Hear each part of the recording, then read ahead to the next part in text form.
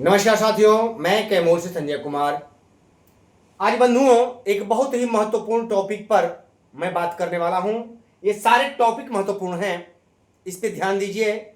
और हम शिक्षक भाइयों से अपील करते हैं कि आलस्य छोड़िए और पीछे पीछे भटकना छोड़िए। किसी नेता के पीछे आपको घूमने की आवश्यकता नहीं है। आप स्वयं शिक्षक हैं, ठीक है। आप स्वयं अपने आप को तरोताजा रखिए, संघर्ष स्वयं सीखिए। आप मजबूत स्थिति में लड़ने के लिए तैयार रहिए, एकदम मजबूती से। आपको यह आवश्यकता नहीं पड़े कि हम किसी नेता के पीछे दौड़े, किसी के पीछे दौड़े, नहीं। अगर ज्यादातर साथी की तलाश कीजिए ना, साथी 5 लोग साथ मिलके एक दोस्त बनाइए, नेता के पीछे नहीं। ये ध्यान रखिए, आपको उसकी आवश्यकता नहीं है। तो बंधुओं, आपको मैं इसीलिए एक शिक्षक के रूप में, एक साथी के रूप में आपको सलाह देता हूं, आपसे सीखता हूं। और जो हमसे सीखने लायक है वो आप हमसे सीख लीजिए। आपसे जो सीखने लायक है हम सीखते हैं, आदान प्रदान हम लोग कर लेते हैं। तो ईपीएफ पर बंधुओं, आप जानते हैं कि ईपीएफ की जो राशि जमा होती है 1800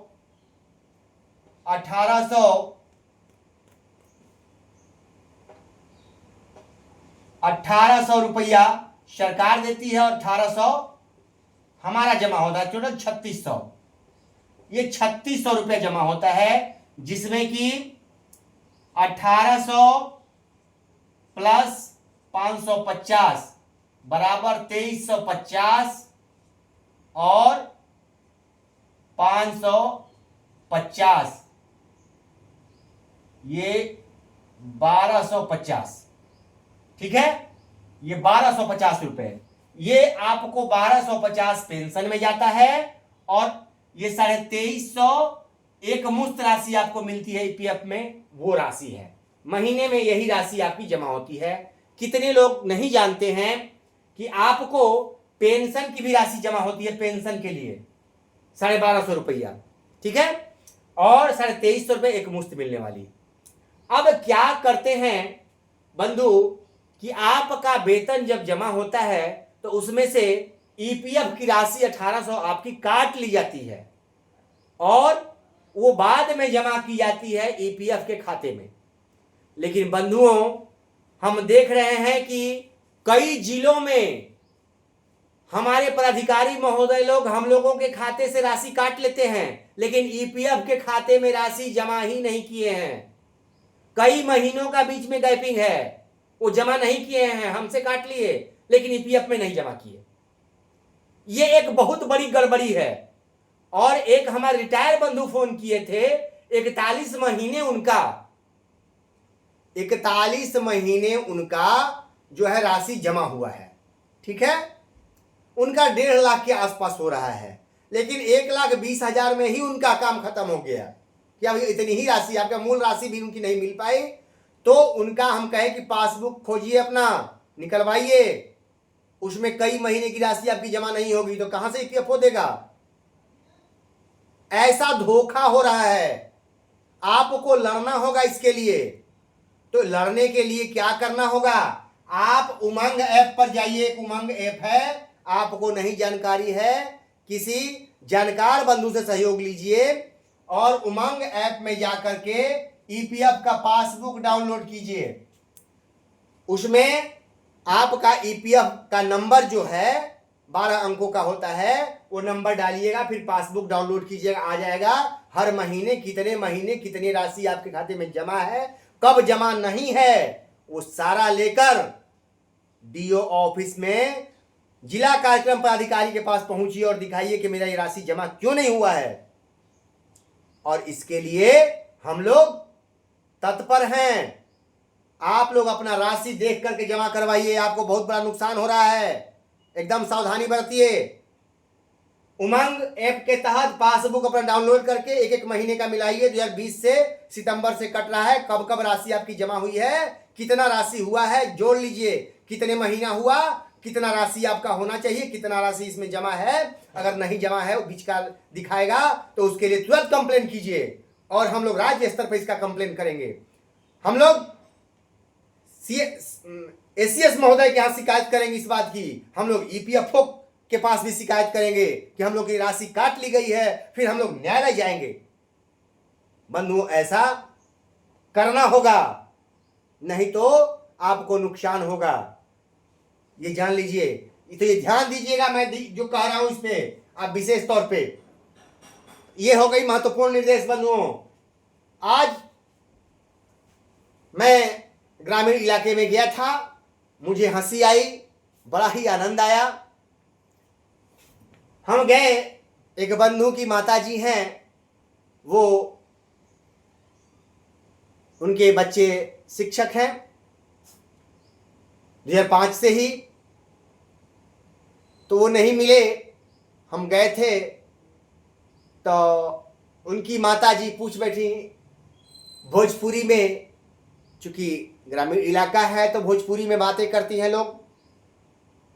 कहीं कि बचवा बड़ा दिन पर लौकल वाला, बचवा कहाँ, बचवा तो नहीं खा, कहाँ वाला बहुत दिन पर आयल वाला बचवा। मैंने बस काम धाम में लगल बनी माताजी। तो बचवा, अरे तो हम परीक्षा देले रहा हऊ साक्षरता का। हम कहली कि साक्षरता का, अच्छा तू नहीं दिल रहा का, तो के नहीं खे मालूम, बचवा हमार साक्षरता का परीक्षा दिले रहा। आ ऊ अब बचवा जानता ला, उ शिक्षा मित्र नहीं खा, हऊ शिक्षा मित्र नहीं खा, अब उ विचित्र शिक्षक हो गल बना। हम कहनी कि विचित्र शिक्षक, हाँ बचवा विचित्र हो गल बना, तू नहीं विचित्र भैला का। हम कहले कि माता जी उ विचित्र शिक्षक हो गल बना। तो हाँ हाँ विचित्रे कहत रहा, आउ साक्षरता का परीक्षा करत रहा कि साक्षरता करत रहा कि देले बानी, अब पास हो गई नहीं, हम विचित्र बन गई नहीं। अब उनके पैसा बेसी मिली बचवा। हम कहनी अच्छा जी माता जी। तो बच्चा लगता कि तू नहीं खा दिले का। हम कहनी कि ना जी, हम वही खातिर समझे नहीं हाँ क्योंकि दियाई का हुई। तो ना बचवा तो नहीं खा, यहाँ तो बात कर ली हो, जो मतलब बचवा तू दे दो, बहुत फायदा बा माँ। तो भैया हमको अंदर ही अंदर हंसी भी आ रही थी, क्योंकि माता जी की बातें हैं, तो वो जिस भाव में कह रही थी तो मुझे वो शिक्षा मित्र का दिन याद आ गया कि शिक्षा मित्र का आपका ये खत्म नहीं होने वाला है। विशिष्ट नाम है, लेकिन उसको ठेठ भाषा में विचित्र भी नाम दे दिया गया। सक्षमता को साक्षरता नाम दे दिया गया। सोचिए, साक्षरता परीक्षा दिया है और विचित्र शिक्षक, ऐसे ऐसे नाम सरकार क्यों दिलवा रही है, हंसी आती है। और आप इस नाम से खुश हैं कि शिक्षा मित्र का कलंक तो मिट गया। जिसको आप कलंक समझ रहे हैं, अब वो समझिए कि क्या कलंक है क्या। अब तो हम खुद नहीं समझ पा रहे थे, हम वहां से चल पड़े। हम कहे माता जी ठीक है चलते हैं, फिर आके मिलेंगे। तो बंधुओं, ऐसी ऐसी बातें आ रही हैं कि हंसी भी आता है, दुख भी होता है। अब आते हैं, इस समय बहुत हम ग्रुप में भी लोग अक्सर सेवा निरंतरता के बारे में पोस्ट डाल देते हैं। बेचैन हैं कई लोग। भैया, जिनको संतुष्टि नहीं है वो सक्षमता परीक्षा देकर विशिष्ट बन जाए, ठीक है।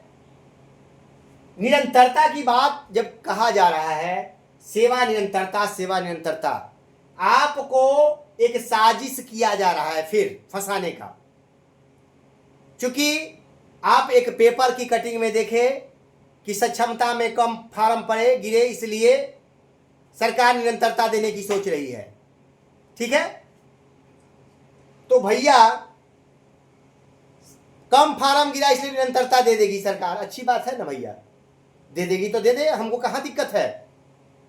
लेकिन ये 34,540 वाले 1500 के आसपास ही लोग थे जो नियोजित से 34,540 बने थे। इन लोगों को सुप्रीम कोर्ट तक गए, निरंतरता नहीं मिला। 28,000 विद्यालय अध्यापक बने हैं, इनको सरकार निरंतरता नहीं दे रही है। नियोजित से टीटी शिक्षा मित्र से टीटी शिक्षक बने, उनको सरकार ने निरंतरता नहीं दी। कैसे कह रहे हैं कि निरंतरता मिल जाएगी? इस निरंतरता को देने पर सरकार सुप्रीम कोर्ट तक फंस जाएगी और उसको सारे लाभ देने पड़ जाएंगे इस निरंतरता के चलते, और हजारों करोड़ रुपया एक्स्ट्रा बोझ आएगा सरकार पर। उसी से बचने के लिए ये विद्यालय अध्यापक और विशिष्ट शिक्षक का पद क्रिएट किया गया, अलग नियमावली बनाई गई। ठीक है, तो आंकड़े जो हम देखते हैं, आंकड़े से समीक्षा कीजिए, क्या ऐसा संभव है जिस चीज के लिए इतना बड़ा प्लानिंग किया गया और एक झटके में आपको मिल जाएगा? क्या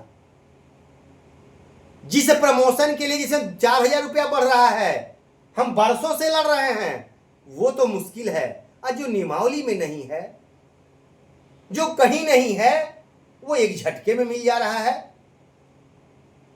अगर मिल जाता है तो हमको धन्यवाद है, हम धन्यवाद देते हैं, भगवान करे मिल जाए। लेकिन हमें नहीं लगता है। मेरे आंकड़े कहते हैं, ये आंकड़े बोलते हैं कि नहीं, मिलना संभव नहीं है। सरकार कई हजार करोड़ रुपया आपको नहीं दे सकती है। जिस सरकार जिस पैसे को देने से बचने के लिए इतनी बड़ी साजिश की है, वो पैसा आपको सरकार नहीं देने जा रही है। फिर कोर्ट के मामले में फंस कर देना पड़ेगा, ऐसा सरकार नहीं चाहती है। 34,540 की बहाली सुप्रीम कोर्ट के तरफ से मजबूरी में हुआ है, शौक से नहीं हुआ।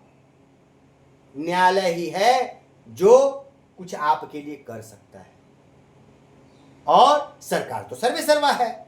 सरकार तो चाहे तो सारे नियमावली को पलट करके आपको 9300 का वेतनमान दे दे, क्या दिक्कत है? सरकार के हाथ में है। सरकार चाहे तो आपको दे सकती है, लेकिन क्या सरकार की मंशा है?